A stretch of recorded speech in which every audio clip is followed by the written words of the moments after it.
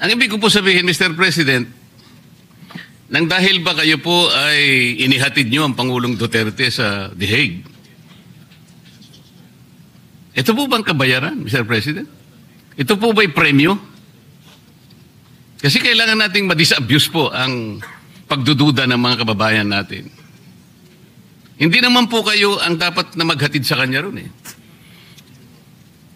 Tama po, Mr. President?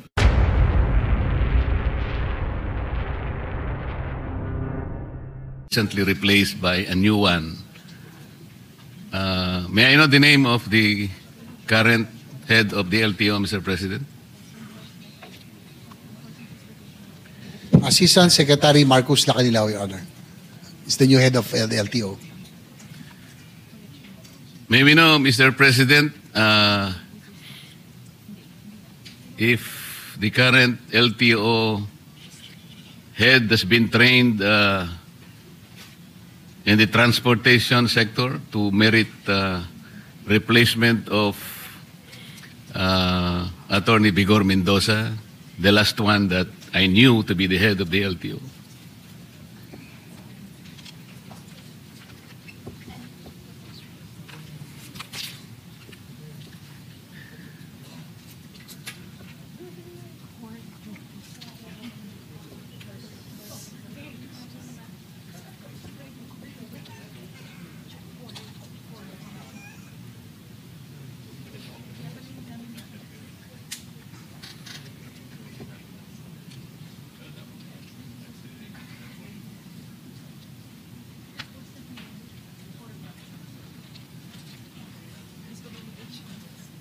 Your Honor, Mr. President, he is beside me right now. He said that he has been active in the motoring sector and at one time part of in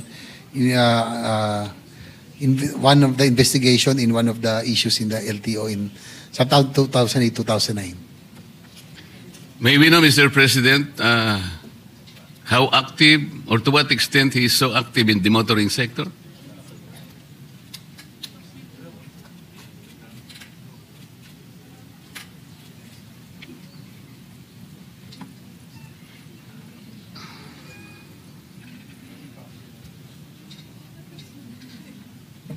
Your Honor, Mr. President, according to the LTO head, he was active in the motorsports before, car racing and motorcycle racing, Your Honor, Mr. President. Mr. President, pagka ikaw ba ay nasa car racing or anumang klaseng racing yan, o horse racing halimbawa, does that qualify you automatically as head of the LTO? Alam po ninyo, Mr. President, doon lamang po sa mga core functions ng LTO, to name a few, issuance of licenses and permits, motor vehicle registration, enforcement of LTO laws, adjudication of traffic cases, collection of revenues for the government. Nandiyan pa yung napakarami po. Why do you think he merited to be the head of the LTO by being a car racer, Mr. President?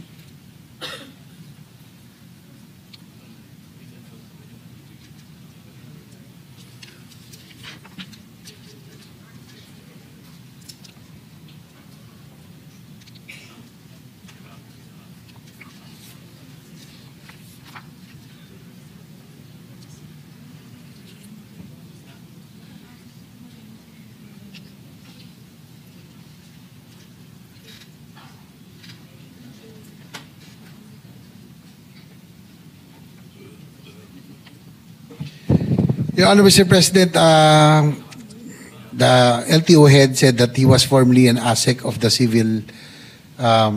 civil defense and also was involved in yung pong kanilang family was part of had a bus company, and yung his previous jobs, he said that he was active in he was really active in the motoring industry and also importation of cars. So more or less yun po yung kanyang knowledge po about about the, itong mga, ano po, itong mga vehicles and all, Mr. President. I can sense the difficulty, Mr. President, in trying to show some credentials to relate himself to the transportation sector. O dahil ba you own a bus company, for example? O nasama ka sa mga car enthusiast? O nakapanood ka ng pelikula about the vehicles? Kasi po ang pinag-uusapan natin, Mr. President, napakalaki po ng problema ng ating transportation industry. Hanggang ngayon po, without belittling the efforts of the previous occupants of that office, Mr. President, hanggang ngayon po talaga, pagka po pinag-usapan ng EDSA, EDSA lang po. Sasakit na po lahat ang ulo natin. Pagkatapos, ngayon po, meron na namang mag-e-head. Hindi ko nga po alam kung bakit tinanggal yung dati. Bakit po ba tinanggal yung dati, Mr. President?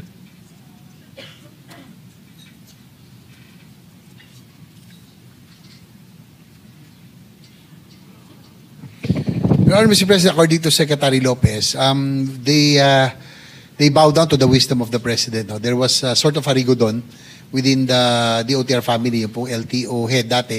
Si Atty. Vigor Mendoza is now with LTFRB.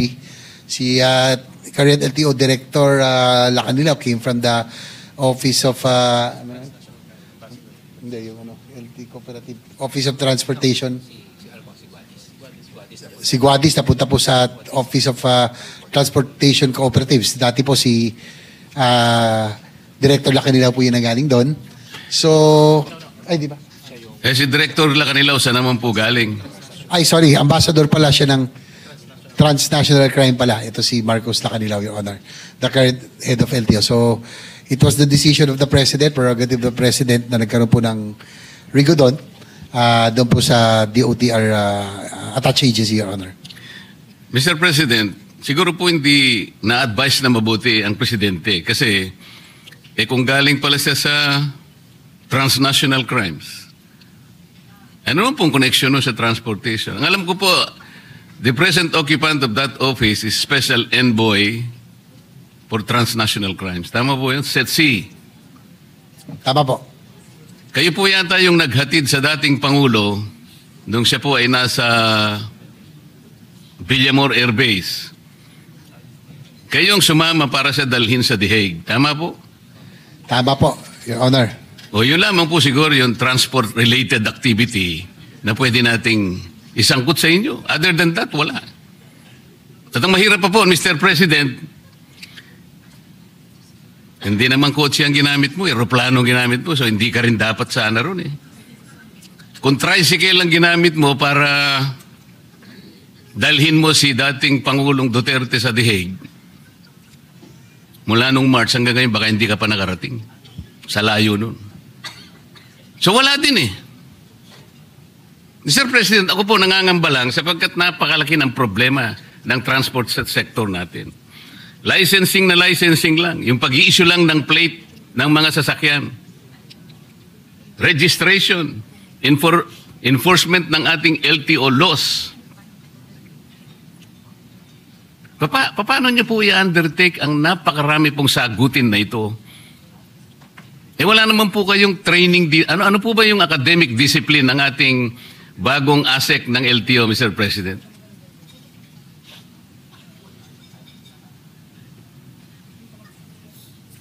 Your Honor, Mr. President, according to our LTO Director, as additional credentials, he's a road safety advocate and he is a civil engineer by profession, Your Honor. Ano po? Civil engineer po. Ang dami pong civil engineer sa Pilipinas. Nang dahil po ba safety engineer kayo, ang gusto ko po sanang malaman, ano po ba yung mga naging katangian ninyo, ang training ninyo, ang mga credentials ninyo, dahil hindi po biro-biro ang opisinang pinasok ninyo. Nang dahil lamang po sa rigudon, gano'n lamang po. I don't think the President was advised very well. Marami naman po siyang pwedeng ilagay eh. bakit po kayo nagaling sa Set C? Kaya ang nilagay. O sige, nirigo dun sana kayo. Baka kayo na po siguro ang naging executive director ng PCTC. Kasi, kung hindi ako nagkakamali, yun ang Philippine Center for Transnational Crimes. Parang magkalapit. Pero para dalhin po kayo sa LTO, masyadong malayo po yun eh. Is my observation valid, Mr. President? Your Honor, Mr. President, according to Secretary Lopez, we just defer to the wisdom of the appointing authority, Your Honor. So, hindi rin naman daw nila, they were also caught by surprise doon nung nagkaroon po ng rigo doon. So, they just have to follow orders, Your Honor, Mr. President. I will not question the wisdom of the appointing authority, Mr. President. I never will. Only the President can appoint anybody, nobody else. Ang problema lang, baka hindi siya in-advise ang mabuti. Kasi kung halimbawa, dadaan yan sa Commission on Appointments, siguradong hindi siya papasa, Mr. President. Because meritocracy, I think, is fundamental. That is the only way wherein the checks and balances of the legislature will come in. Without questioning the appointing authority, but we can assess the competence, the merit and fitness of the appointee. Now we are talking about the budget, Mr. President. We're going to entrust to the head of the LTO the budget that they required to execute the programs for 2026. The concern is, kung wala naman po kayong training sa gagawin ninyo,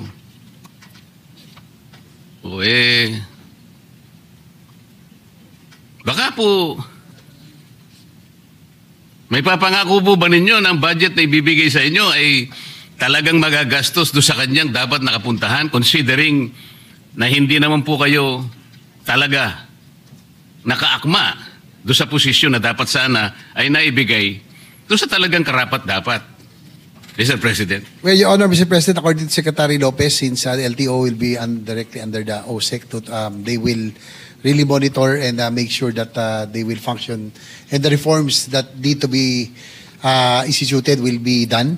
So yan po ang commitment ng Secretary Lopez natin. In fact, meron nga akong ditong side. Meron din pong appointee ron na hindi ako pabor no, na political appointee na we should appoint people who have the technical skills and know-how and knowledge para hindi masayang, not political appointees. I'm talking about the PNR chairman who was recently appointed. Sayang po ang ating pong PNR. Yan po ang advocacy natin, railway system. Nag-appoint po ng isang dati naming konsihal na who had a lackluster record kahit bilang konsihal. Kaya nga, minsan nasasayang, minsan nakakapagtaka rin. Ako rin, Mr. Chair, nagtataka rin ho ako minsan. Nangihinayang po ako sa posisyon. We should be appointing people who have that capability and knowledge in position para hindi ho nasasayang. Salamat po sa sagot.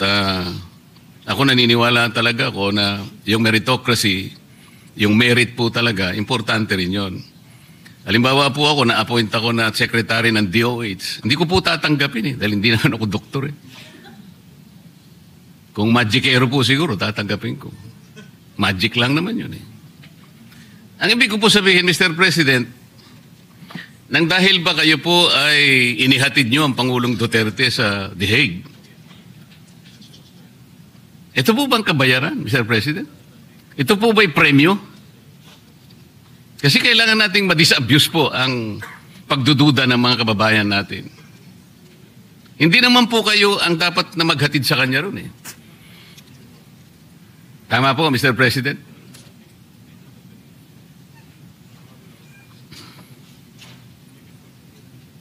Your Honor, sabi po niya Asik Lacanilaw, siya nga po he confirms that he was one of those on the plane with the former president. Opo, wala namang pagdududa doon and there's no debate in that.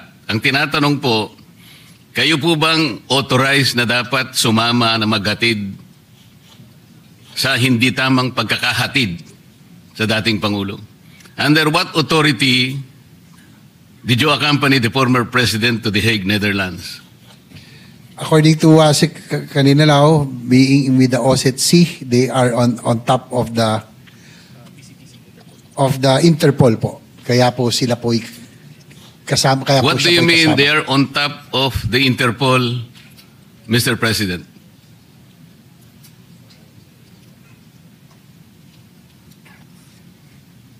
Does he mean, Mr. President,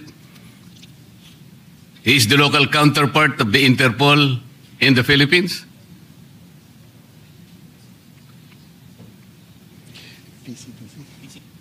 Yung pong PCTC daw po is that's Interpol NCB Manila. Yun nga po. Yan po.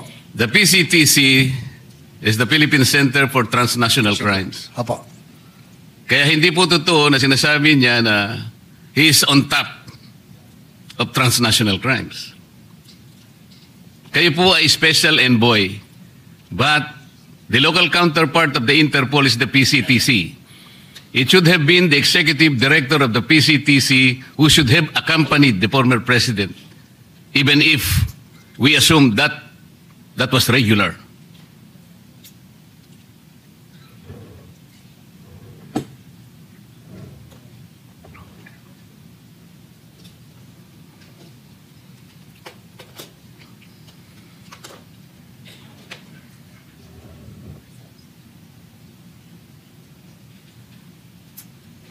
According to Asik Lacanilaw, that meron po daw siyang dokumento that he was well documented for him to be able to accompany the former president to The Hague, being the head of OSETC. PCTC is the operational arm. Tapos yung PCTC po is the operational arm under OSETC, Your Honor, Mr. President. So yun po yung kanyang personality or credentials for being the former president. Can you give us a copy of that document, Mr. President? According to Asik Lacanilaw, it's with the Office of the President, Your Honor. Ano po? Nasa OP daw, sa Office of the President. Or the Office of the Executive Secretary. Can you get about that copy? He will try to request for a copy, Your Honor. What does the document say, Mr. President?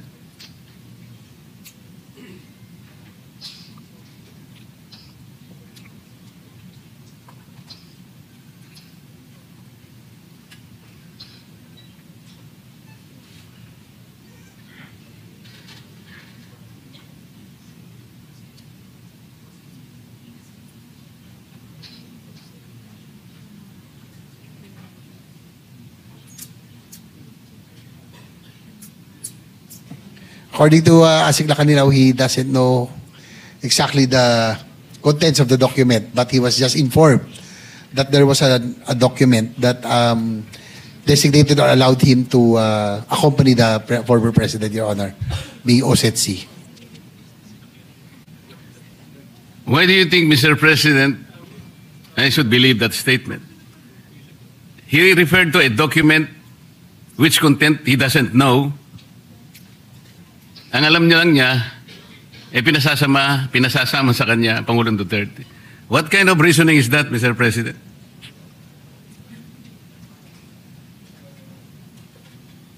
Sabihin niyo na yung totoo para matapos na ako kasi sandali lang naman sana ako. Kung hindi lang paligoy-ligoy kayo, tapos na ako .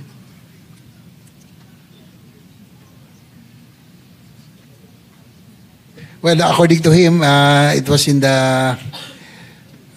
nung nagkaroon daw ng investigation dito regarding that, according to Secretary Remulla of the ALG, that yun lang po na sinasabi that he was well documented when he accompanied the former president, Your Honor.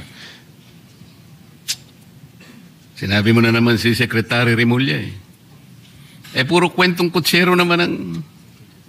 Ganito na lang. Kung sakasakali, Mr. President, kung sakasakali lang naman, ito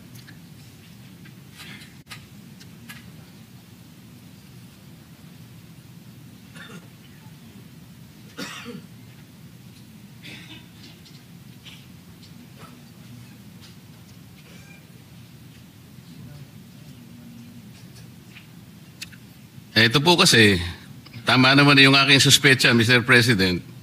There was already an admission on the part of Ambassador Lacanilao then nung nag-hearing ang isang committee in the Senate on the arrest of FPRRD, na nag-volunteer ka lang because there is no available official of PCTC o walang personnel, kaya ikaw ang nag-volunteer. There is a transcript to this effect that you just volunteered. So there is no document. So, which is very, very clear, Mr. President, that he himself volunteered due to the unavailability of personnel from PCTC. So he arrogated upon himself something